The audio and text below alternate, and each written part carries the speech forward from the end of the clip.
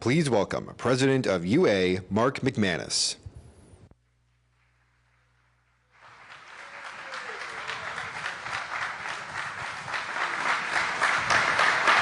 Thanks.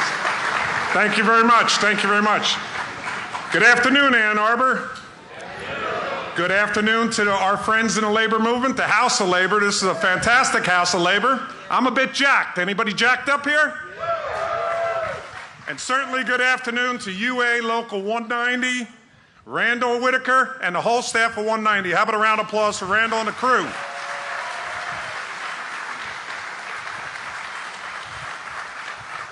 As the warm-up act, I'll be short and sweet. We got wonderful speakers, cabinet secretaries, and quite frankly, the greatest union president we've ever had in the history of the United States coming up behind us here.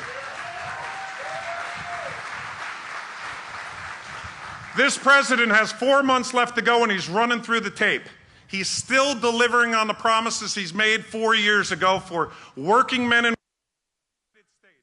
He's still doing the things that he needs to do, and his executive order today will even prove it some more. I want to speak on just 3 different things, though, that he has. Of for today, tomorrow, and from years to come. One is the IRA Act, the Inflation Reduction Act. Not one member of the other party signed off on that, and thank goodness gracious, the biggest decision this president made was to put Kamala Harris in that tie-breaking seat to get that over the finish line. $80 billion in the Multi-Employer Pension Act besides all the other good labor standards in it. The other is the CHIPS Act. The CHIPS bringing manufacturing back to this country. 900,000 jobs back to the country. 16 million jobs under the 3.5 years. 16 million jobs in America after we just lost 4 million jobs previously with the other guy. The last thing I want to say about is the Infrastructure Act. I was blessed. I was honored with my labor leaders that were here to go to the White House under any administration, the last guy. And on day one, he says, I'm a builder. You guys are builders. We're going to have the biggest infrastructure act we've ever had. We got nothing. We got zero. I'm a Jersey guy. I want to say that's bull something, but I'm going to talk from a guy from Claymont, Delaware. And you know what he would say? And what he'll probably say? It's malarkey. It was malarkey. We got nothing. Infrastructure week, zero. And President Biden got a bipartisan infrastructure that is putting the men and women to work. The unionized sector is back to work. We're back strong in Michigan. And it is my great honor and pleasure to introduce Ann Arbor's own and fantastic Congresswoman Debbie Dingell. Thank you very much. God bless you. Let's go.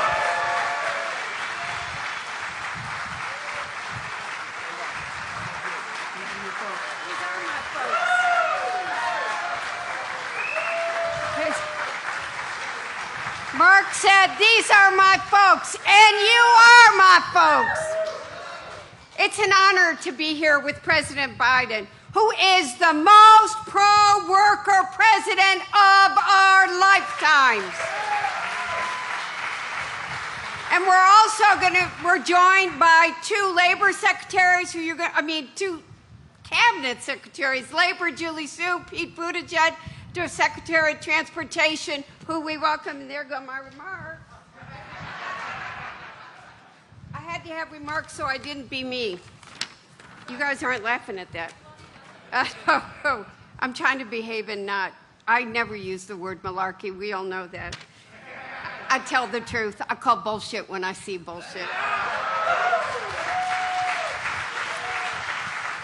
And I, like Mark, want to say how great it is to be in the UA House with Randall Whitaker. And by the way, we do, very close to us is IBEW and the House of, so we're in 190 for UA and IBEW 252, Ryan Huck. Let's hear it.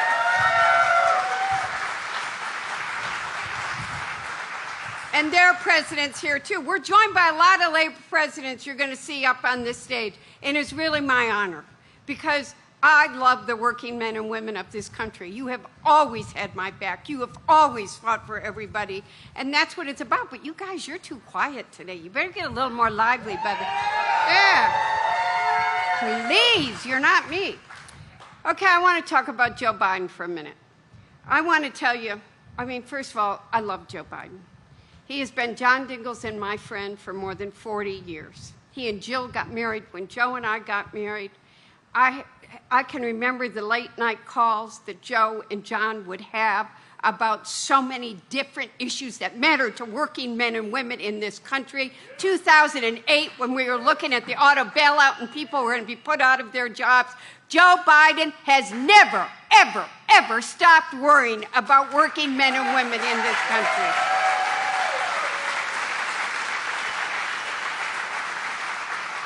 And I've been a first-hand witness to it for decades. But that's why he spent the last 4 years creating thousands of good-paying union jobs through historic domestic investments and bringing manufacturing jobs back to this country and stop shipping them overseas. He brought them home. He advanced executive actions to raise wages and improve job safety, led a resurgence in union organizing, walked the picket line, and would never, ever, ever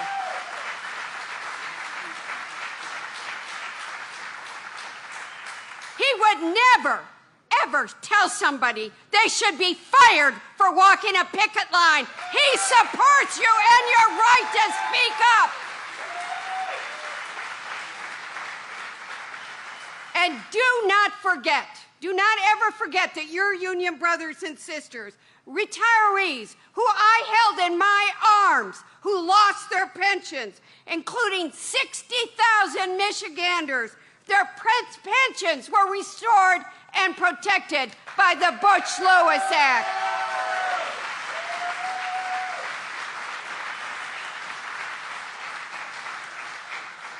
President Biden's investments in American manufacturing industry and infrastructure and the resulting union jobs will strengthen, are strengthening families and communities for generations to come. They're keeping jobs here, bringing them home. We believe every American deserves better than just getting by. They deserve to get ahead, and that's what we're going to tell Joe Biden today.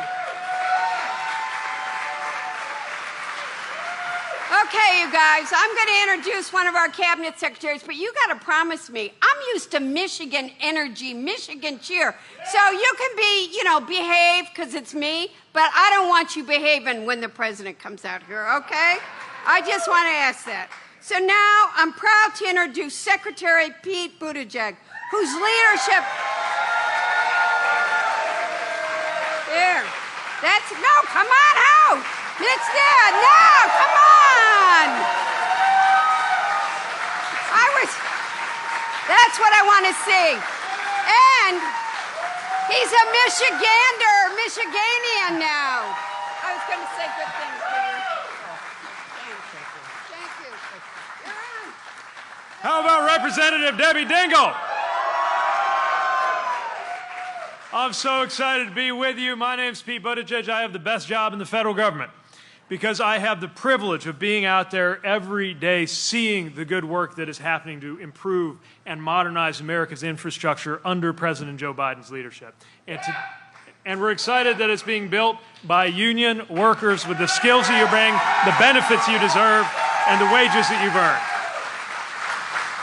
Just since getting this job, I've been to every one of America's 50 states, and earlier today I was in Lansing. We were celebrating and marking construction where 127 meets 496. I think a lot of you know about the headache of that interchange. We're fixing it.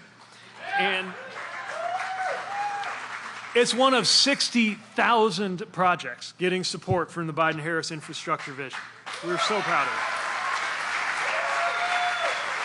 We are improving commutes, we are supporting the economy, and with the safety improvements, we're also saving lives with these projects. But it's not just about what we build. It's about how we build it. It's about who gets to build it. And yes, that includes supporting the good-paying union jobs that this construction represents.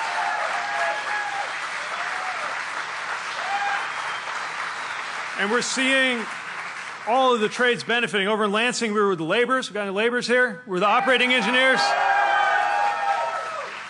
The laborers, operating engineers, carpenters, and others we saw there. We got some carpenters, all right. 175,000 miles of roadway getting improved in this country. And you are doing the work. Then we toured a training facility with IBEW. I don't know if anybody's heard of the electrical workers, who, among many other things, are installing and maintaining America's growing network of electric vehicle chargers. It's doubled to over 190,000 just since Joe Biden took office, and there's more where that came from. And how about our UA plumbers and pipe fitters? Thank you for having us over.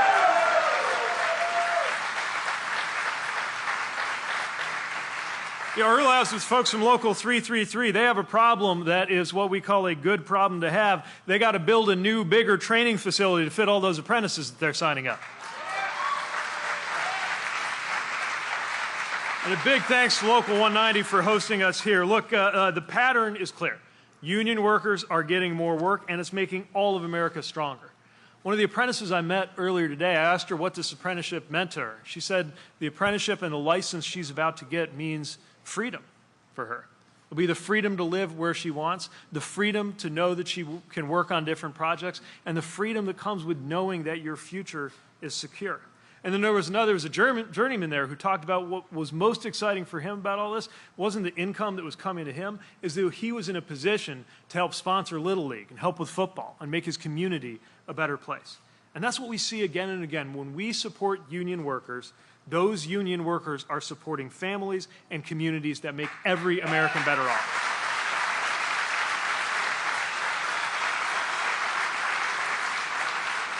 This is what America's infrastructure comeback looks like, but it didn't just happen.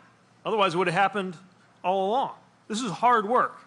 And not everyone had President Biden's back when he led the charge to do all this, but you did, and we're never going to forget it.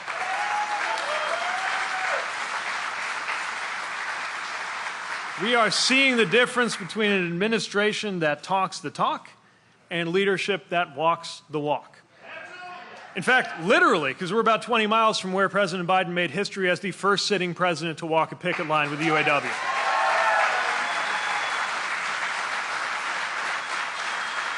That is walking the walk. Walking the walk means saving the pensions of millions of workers with the Butch-Lewis Act.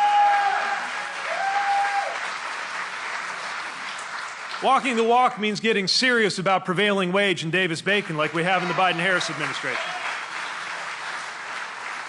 And yes, it means launching the biggest round of American infrastructure investments in over 70 years. So we are fired up. But we know there's more to do. And that's the historic moment you are about to see, because in a few moments, President Biden will announce further steps to expand and cement that progress that's been made. That includes project labor agreements, that includes registered apprenticeships, includes making sure that every worker feels the benefits of this moment.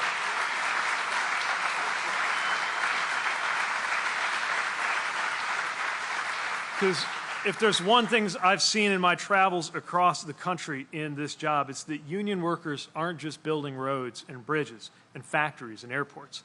You're building livelihoods. I see it everywhere I go. I see it in the stories and the faces of the workers and the apprentices that we meet. They are standing taller. They are walking prouder, knowing that better future we're building together. And that's why I'm excited to be here, because that is what America's infrastructure decade looks like, and you're the ones making it happen.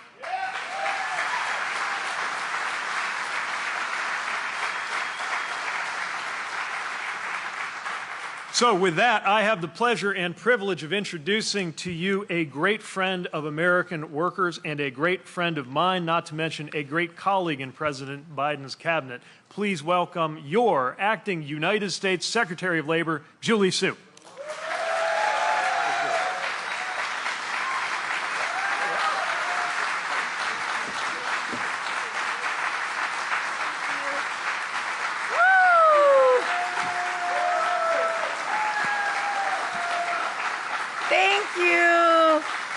Thank you all so much. Thank you to Secretary Buttigieg for all you do, for your partnership on this and so much else. UA Local 190, good afternoon. How are you?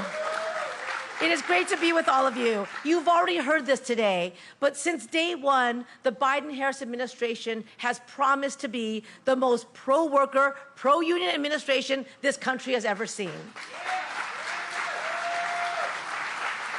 And for us, that is not just a slogan, it's a promise. And it's a promise that we are keeping every single day. So what does that look like? Nearly 16 million jobs created since the president came into office. That's more jobs created under any president in the same amount of time in history. Yep. And as everybody in this room knows, we don't just care about the number of jobs, we care about the kinds of jobs. We care about the quality of those jobs. We want jobs to be jobs that provide a good wage, where every worker knows they're going to come home healthy and safe at the end of the day, where you have benefits so you can take a day off if you need to, and you can retire with dignity, right?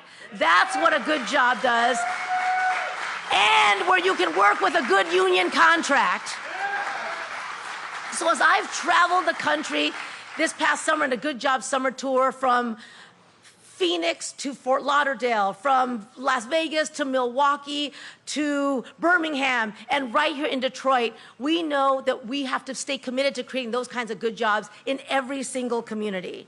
And as has already been said too, these jobs don't happen by accident. They're happening because the Biden-Harris administration's historic Investing in America agenda is putting more money into communities than ever before. And as we repair our nation's roads and bridges, as we modernize airports, as we make sure that every family turns on the faucet, gets clean drinking water, and every community has access to high-speed, reliable internet, all of those things are also creating good jobs in every single community.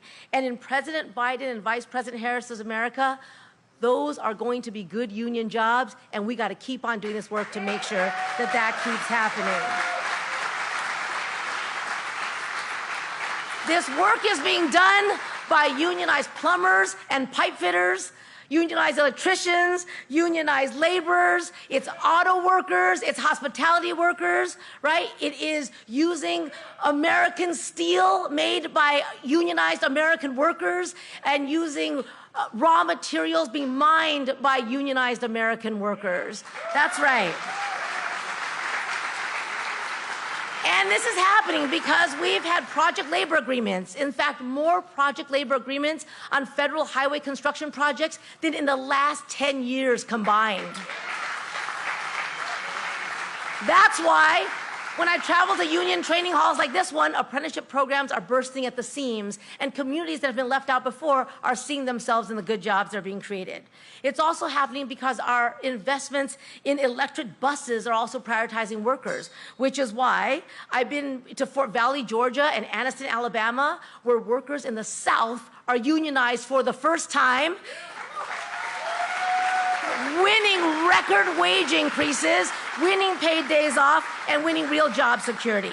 And it's happening because President Biden and Vice President Harris believe that communities that have been left behind because factories shuttered in the last administration should be able to come home and get a good job right in their communities.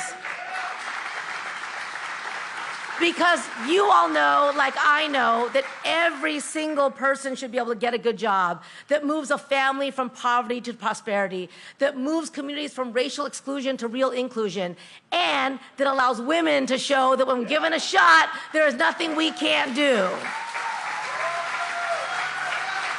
So, my friends, President Biden says all the time that American workers are the best workers in the world. And he knows that when we invest in America, we invest in America's workers. So let's keep building the country that we know we can be. The action that he's taking today is another step in building the most pro-worker, pro-union country this country has ever been. And let's keep doing that together. Thank you all so much.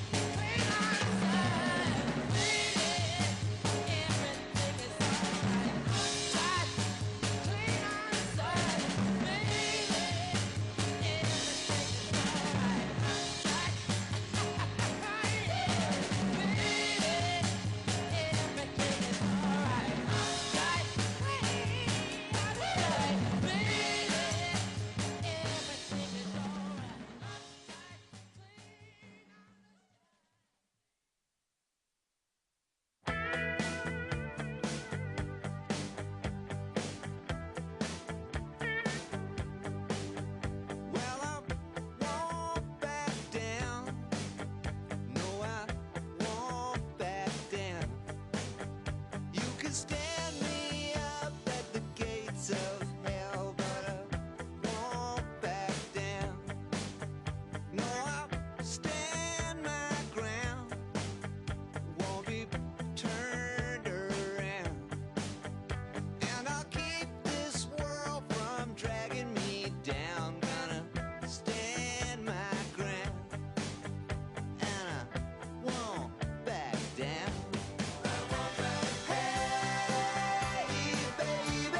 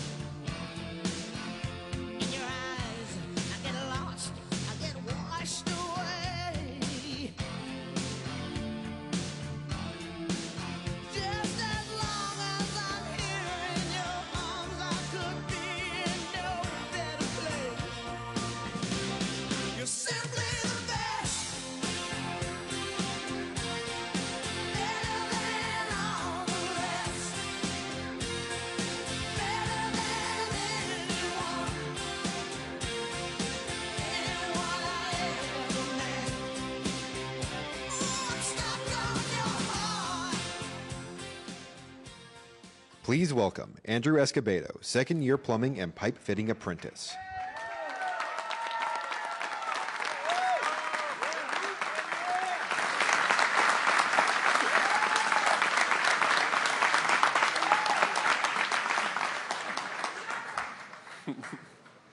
Good afternoon, everyone. My name is Andrew Escobedo. I grew up in a small town. Might have heard of it before. San Diego, California. I'm the proud son of an immigrant, and I live just down the road in Canton. Welcome to Ann Arbor and to my home local union, United Association of Union Plumbers and Pipe Fitters, Local 190.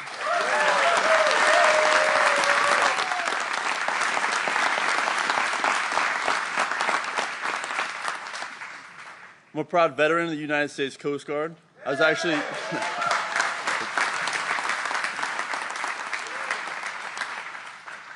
was actually stationed at Coast Guard Sector Detroit, not too far from here, about an hour. And I'm currently a second-year apprentice in UA 190 in this very building. Currently a plumber working on a hospital at the University of Michigan, also just down the road. And I'm proud to live by the creed, plumbers protect the health of the nation.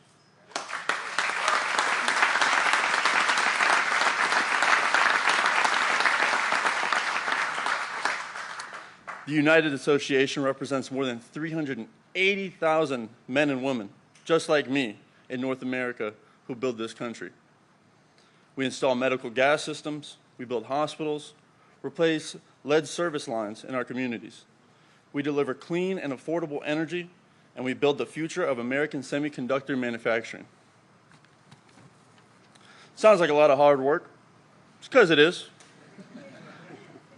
We go through a 5-year registered apprenticeship program where we earn full wages and benefits while we learn the skills that make us the best trained craftspeople in the nation.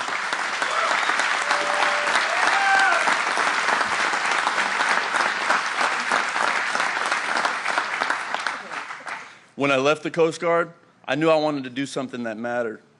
A career where I got to work with my hands, where I belonged to something bigger than myself, and where I had the chance to provide for myself, my family, and one day retire with dignity.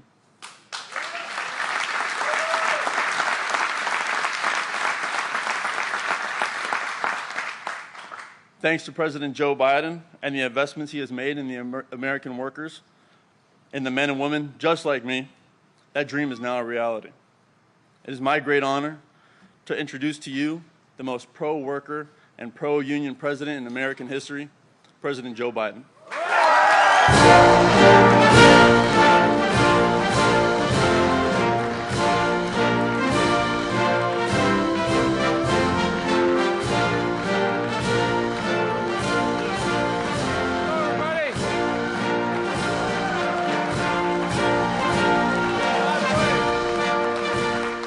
By the way, I want you to know.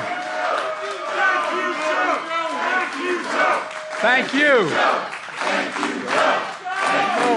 thank you. I want to thank the Coasties. You know, the Coast Guard, they're deployed more places around the world than any other branch. And you play with a good outfit, pal. Yes, sir. Thank you so much. Thank you. Thank you. I appreciate it, sir. Thank you so much. Thank you. Hello, Ann Arbor. Thanks for that introduction. You know, going from the Coast Guard to the plumbers and pipe fitters is a good move because they know how to both know how to fix. Sit down if you have seats. I said that about 8 months ago. I said, sit down. They didn't have any seats, and they said, see, he's too damn old. Look, your General President, Mark McManus. Where Mark is sitting behind me somewhere, isn't he? See, he didn't run, did he? Right over here. All right, I tease him.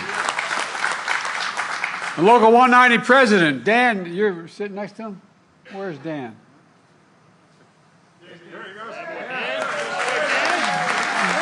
Danny, you're allowed to be up with us, you know, man. You're trying to avoid us. I get it. Look, plumbers and pipe fitters have been with me since the beginning. For my whole career, I've either been too young or too old, never in between. I got elected when I was 29 years old in a right-to-work state called Delaware that we changed And guess what?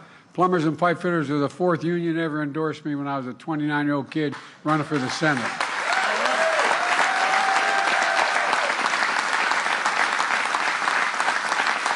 Mark flew over from Washington with me on Air Force One, along with the great national labor leaders, Brent Booker of the Laborers. Brent, thank you.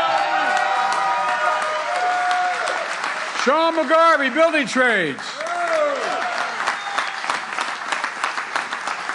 Gwen Mills, Unite Here.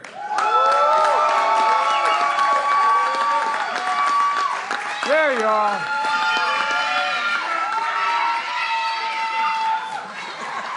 Well, by the way, we were talking about Gwen and I on the plane. She flew out with me. You know, I've heard the word, my dad used the word more than any other adjective, dignity. All these workers bust their neck. They provide our ability to sleep and walk and work and do anything. And they deserve to be treated with dignity. And that's exactly what she's doing.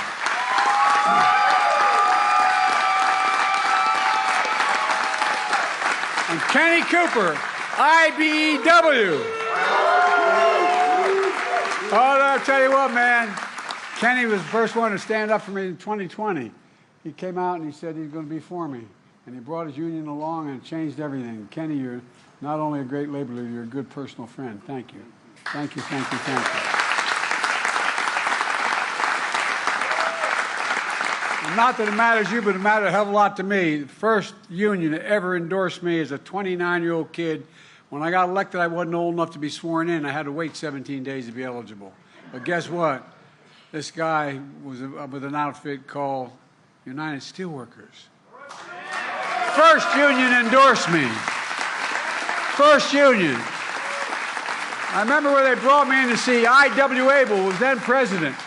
And I could see him looking at the local rep from Delaware going, are you sure about this kid? You did it, man. Thank you.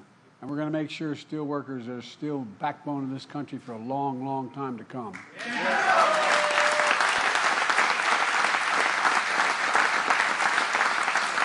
Folks, what a great way to cap off a Labor Day week. To be a proud union state of Michigan. Michigan, Michigan, Michigan. Well, I mean it. It's always great to be with a dear friend, Debbie Dingle, who's a great, great personal friend. Debbie, when you're in a fight, you want Debbie on your side, and thank God she's been on mine. Thank you, Debbie. We're joined by other members and great Congress. Haley, who's been there, one of the most enthusiastic people I know. Haley, stand up. Stand up, kid. And Cherie, who's doing an incredible job. Where is Cherie? She's out there somewhere. There he is. Come on. Stand up, man, because otherwise they'll think your son's the congressman. There are also 2 members of my cabinet here today. Transportation Secretary Pete Buttigieg.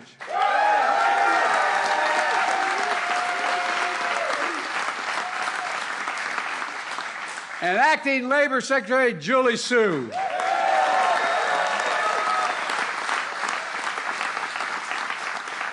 You know, when Marty left, you know Marty used to be Labor Secretary? Marty, I tell you, he's in a comfortable place. He's with guys running around smashing into with hockey sticks. But I tell you what, I think we've changed the Labor Department. They understand the word labor means union.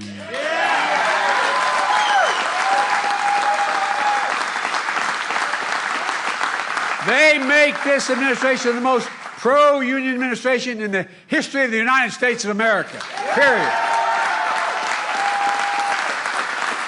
That's why we're growing. It is. Look, a lot of politicians have the trouble saying the word union. It ain't worker, it's union. Union. Kamala and I know how to say the word and back to the... Look, we know a simple truth. Wall Street did not build America.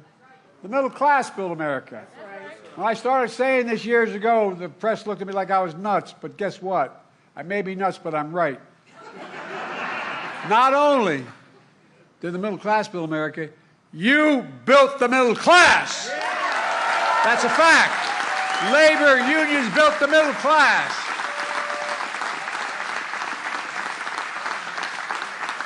When I was vice president and became president, I got a little heat because I was so, quote, pro-union. In fact, I asked the Treasury Department to do a study and it shows that when union workers do well, every worker in America does better. Everybody does better. And by the way, it's the biggest reason why our economy is the strongest economy in the entire damn world.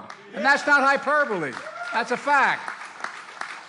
It all comes down to something my dad taught me, and I mean it sincerely. My dad ran an automobile agency in his last 20 years, and he'd come home for dinner before he went back and shut things down. Didn't own it. He was a manager. And our dinner table was a place we had conversation and incidentally ate. And my dad had an expression. He said, Joey, a job, and I mean, give me my word to this. He said, a job is about a lot more than a paycheck. It's about your dignity. It's about your place in your community. It's about being able to look your child in the eye and say, honey, it's going to be okay, and mean it.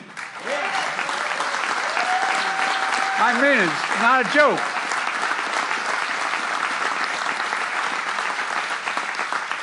These guys in the other team don't know what the hell it's all about.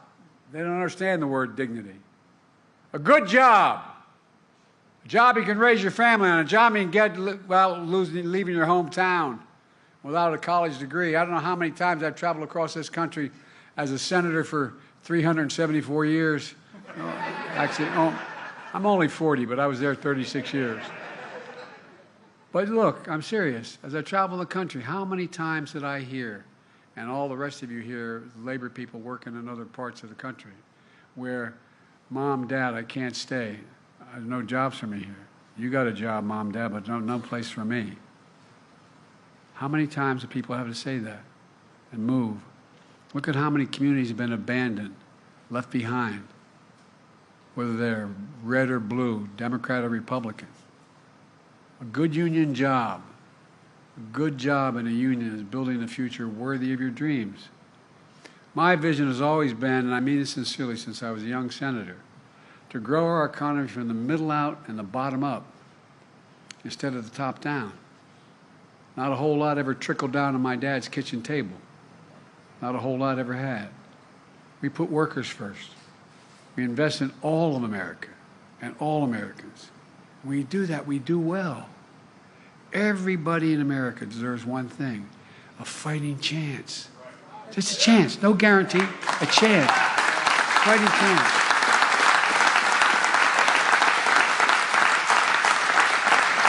And that's why Carmen and I are so proud of our record. The greatest job creation record of any single presidential term in American history, because of you. Earlier today, we learned the economy created another 142,000 jobs last month.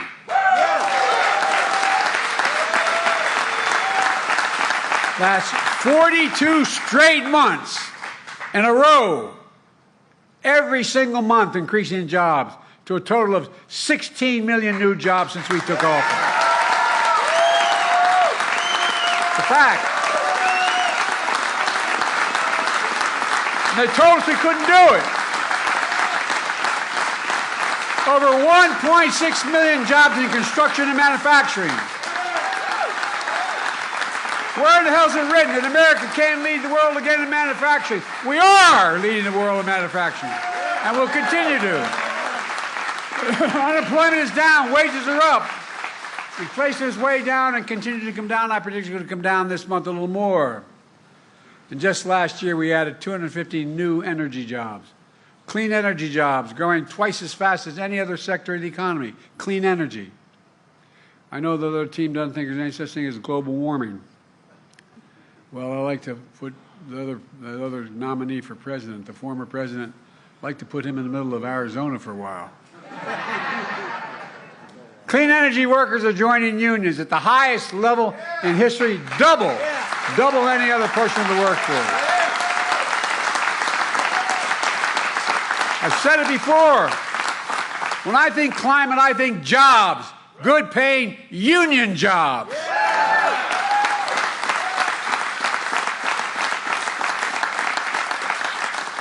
I tried for years. One of the first things I did when I became president was protecting the pensions of 1 million union workers and retirees when I signed the Butch-Lewis Act.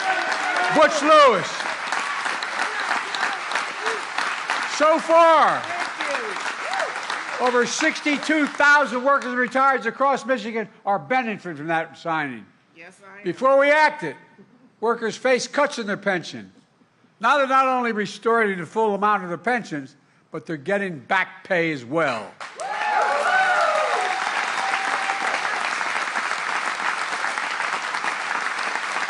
Where I come from, my family, we're making them whole again.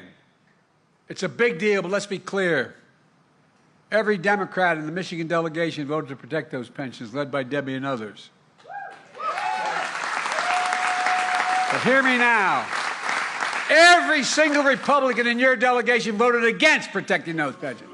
Every single one. No, I'm serious. Not a joke. Every one. I've been around a long time in politics. It used to be Democrats and Republicans. We'd argue like hell, but we'd work out compromises. But every one. Vice President Harris had to cast a tie-breaking vote in the United States Senate to make this pension bill real. Folks,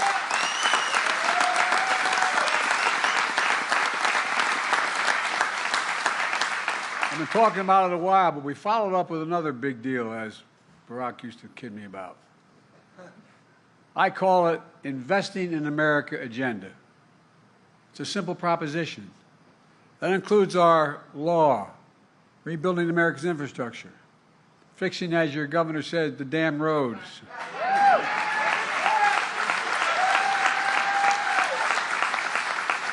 My predecessor, seeking office again, promised Infrastructure Week every week in the 4 years he was president. And he never built a damn thing. Not one thing. Not a joke. Not one. Well, Kamala and I have made sure Michigan receives so far, $10.9 billion for 2,000 projects so far. Roads, bridges, removing lead pipes from homes and schools, clean drinking water, delivering affordable high-speed internet to every Michigander. And the number's still growing. We're just getting started. That bill I got passed and said that Biden couldn't do it, guess what? $1.3 trillion over 10 years. And we reduced the budget at the same time. And guess what? With your support, I signed an executive order to make sure that the largest federal construction projects that are being built in America are built with project labor agreements. You all know what that is. But for folks at home who don't know what a project labor agreement is, the contractor, the subcontractor, the unions put in place the conditions for the construction before it begins. And these agreements make sure construction is top-notch, on time, on task, and on budget. It's a big deal. For a big project like Sioux Locks in the Upper Peninsula, that your two great senators, Debbie and Gary Peters, are instrumental in delivering. We're investing $693 million to build better locks, accommodate bigger shipping vessels, carry more products to market, get them there cheaper, and throughout the Great Lakes. It's already created hundreds of jobs, hundreds of union jobs, with more to come. But here's another big deal. Buy American. It's been the law of the land since the 30s, when the Republicans at the time under Roosevelt were trying to break unions and allow the companies to come in and crush them, prevent them happening. They passed laws relating to union movements and how they could not be interfered with. Well, but it also had a provision in it no one paid much attention to, that every penny a president is authorized to spend on any project that the Congress gives the money for has to go to doing two things: hiring an American worker and using the American product. Only time you could not use an American product or an American worker is when there was one available, they didn't have the particular product. Well, guess what? Guess what? It was honored in the alternative. only about 20% of all the money we spent went to hiring union labor. I should forget union, hiring American labor and hiring using American products. Past administrations, including my predecessor, failed to buy American. You know why? They went overseas for cheaper labor. They supported companies sending, no, I'm not joking, think about it. Well, you said it better than I can. But here's the deal, they did. They sent it overseas because labor was cheaper and they'd import the product. Not anymore, not on my watch. Not on Kamala's watch either. We buy American. And we're making sure federal projects, building American roads, bridges, highways, were made with American projects, built by American workers, creating a good living and American jobs. In fact, I'm requiring many of these kinds of projects to pay Davis-Bacon prevailing wage, increasing pay for 1 million workers over time. And many of these jobs don't require a college degree. In fact, Kamala and I expanded registered apprenticeships. Remember when the company said, we'll take care of the apprenticeship program? As they say in Southern, you done good with that, didn't you? Registered apprenticeship resulting in the hiring over, just since we did it. Remember all the heat we got for doing it. Well, guess what? Hiring over 1 million apprentices since we came to office. 1 million, just since we came to office.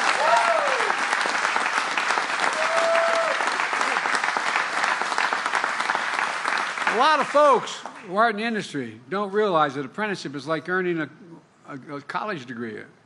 For real. Some of you apprentices have to be journeymen for 4 to 5 years. You get paid to learn a trade. And you're the single best workers in the world. Not a joke. Like Andrew and his fellow plumbers and pipe fitters. Not a joke.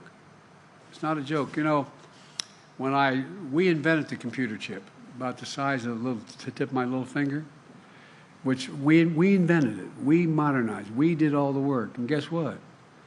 Other teams started to export them overseas because labor was cheaper to build them, make them. Well, we ended up in a situation where I decided I was going to start off. I went to, people thought, even some of my staff thought I was crazy. I said, I'm going to South Korea.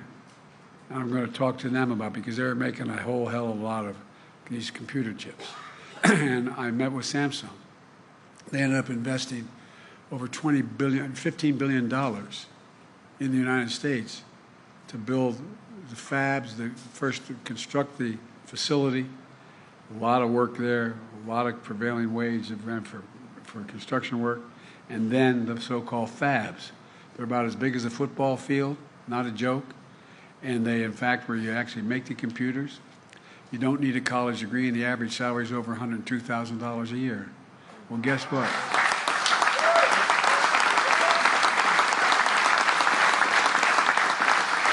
So I asked Samsung, why were they coming in that? By the way, it's well over $50 billion being invested coming from abroad. I said, why are you coming back to the United States? He said, simple reason. Not a joke. This is from the chairman of the board of Samsung.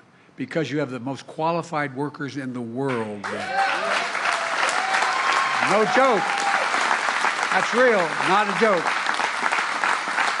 And it's the safest place in the world for me to invest my money. But here's the deal, guys. We're not going to see it for a little bit because it takes time to build those factories. None of them are open yet. But there are going to be millions of people working in those factories.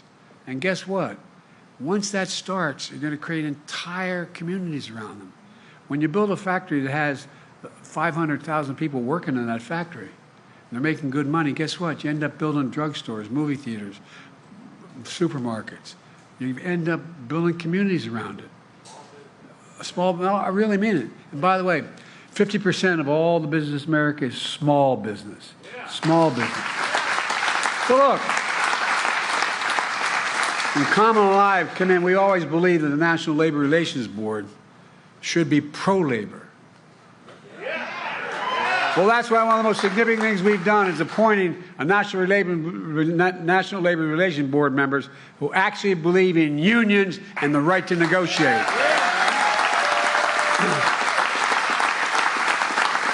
Look what's changed. When Trump was president, he appointed union busters in that organization. It's designed to promote unions. And by the way, you think he has any damn idea what we do? No, I'm not being a wise guy. I mean, I wonder whether he has any notion what a hard day's work is. I mean, all he did was lose his father's money. And then get in trouble and have to owe a lot of other people money. And then borrow a lot of money and give tax cuts to the super wealthy and end up with the largest debt any president's left behind in 4 years. He has an incredible record. An incredible record. Oh, you think I'm kidding? Look at the numbers, man. And by the way, he and a guy who was maybe the worst Republican president ever before him ended up with, he's the only one other than the Republican president who, when he came to office, had more jobs than when he left office, lost jobs. Look, Kamala and I are focused on what Michigan is known for as well, the auto industry. I got through school, my dad managing an automobile dealership. That's how I got through school. I was proud to be the first president to walk the picket line and do it with the UAW.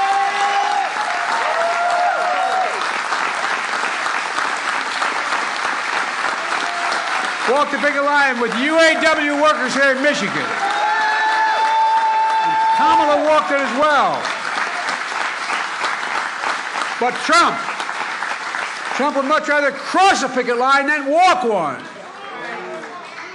Look, the UAW's historic wage increase have led to virtually every automaker across the country to raise wages as well. They're not only unions, with recent hard-working success, from the SEIU to the writers and actors, dock workers, healthcare workers, baristas, warehouse workers, and so many more. We've made a lot of progress, but we still have more to do. That's why we're here today.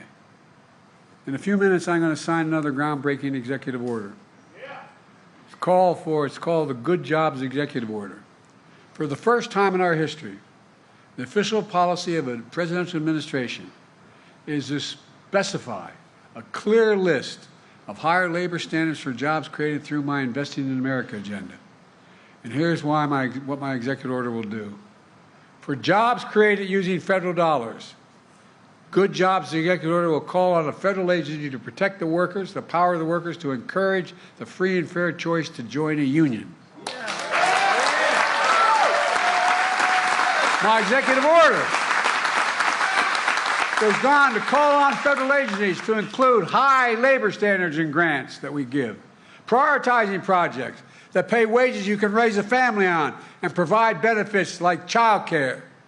Right now, Davis-Bacon prevailing wage only applies to construction jobs, and construction jobs are booming. My executive order, though, promotes federal policies to raise wages beyond construction, all across the manufacturing sector, because manufacturing is booming. My executive order will also strengthen the pipeline to good jobs. It'll promote policies to create more registered apprenticeships, pre-apprenticeships, and other job training programs that don't require a college degree, that put young people on a pathway to getting the skills for good-paying union jobs. And finally, my Good Jobs Executive Order will level the playing field for underserved communities, ensure everyone gets a fair shot at a job. That means elevating the best practices to prevent discrimination and bias in hiring, protect the safety of workers. It all matters. Kamala and I are going to hold federal agencies accountable by creating a task force led by the Secretary of Labor, by the Director of the National Economic Council, to make sure we fully implement this new job order, create jobs executive order, excuse me. The ideas are just common sense. Economists have long believed that these good job standards produce more opportunities and better outcomes for workers and more predictable outcomes for business as well. It turned out to be a win-win situation for everyone, including business. In fact, presidents of both parties have recognized this. Prevailing wage laws date back to President Hoover. Registered apprenticeships date back to Franklin Roosevelt. But too many presidents like my predecessor have looked the other way as companies trample on the rights of workers while cashing in their big government checks. But not anymore.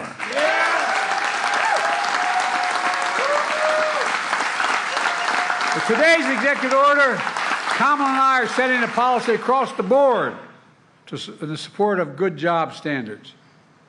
And from this point onwards, any president who disagrees with that is going to have to say so out loud, say it to your face, and repeal that order, and I want to see them try to do it.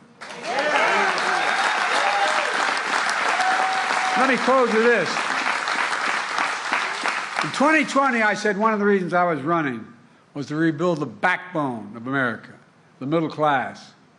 Nearly 4 years later, we've done just that. In thousands of cities and towns across the country, we're seeing the great American comeback story. My predecessor believes America is a failing nation. He's a failing president, a failing man. He's wrong.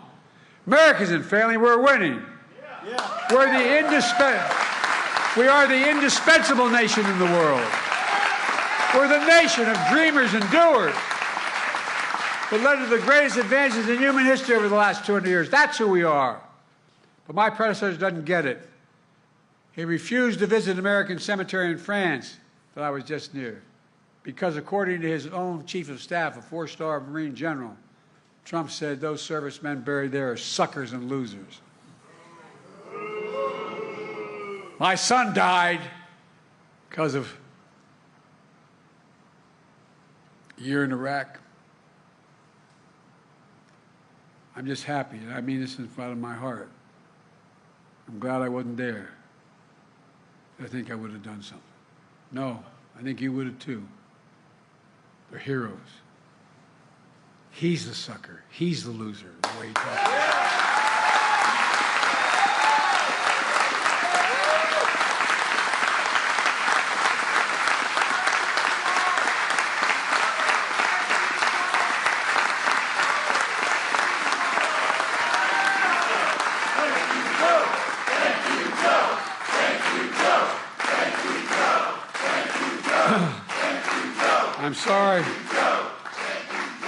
I'm sorry to get emotional about that, but I miss him. He was the Attorney General of the state of Delaware and volunteered to go anyway. Our servicemen and veterans are heroes. And you, the American worker, are heroes in this comeback story. You're the reason for the comeback story. Because of you, all those who came before, we're the only nation that's always emerged. Every single time, check it out. Always emerged in American history. We've always come out of a crisis stronger than we went in. Stronger than we went in. Because of you, and I mean it from the bottom of my heart, I've never been more optimistic about America's future. We just have to remember who we are. We're the United States of America. There's nothing beyond our capacity when we work together, when we fight.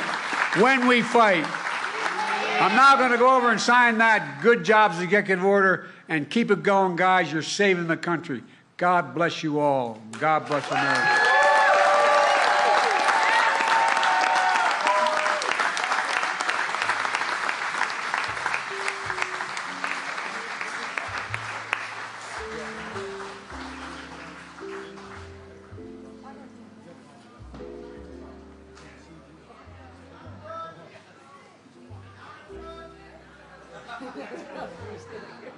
Timing is everything.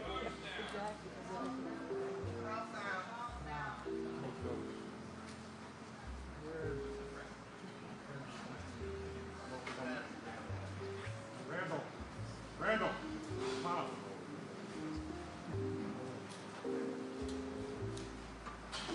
We'll follow this clock. Love you, Joe.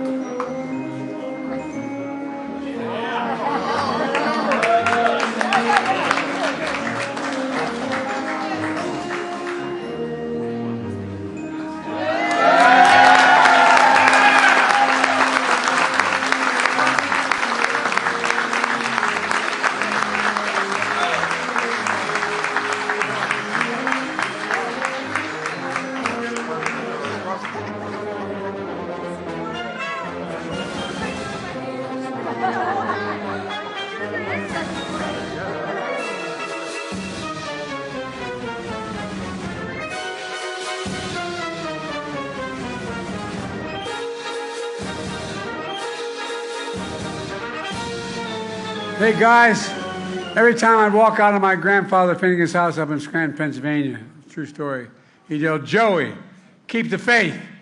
My grandmother Finnegan would come out and say, "No, Joey, spread it. Spread the faith, guys. Let's go." You have next.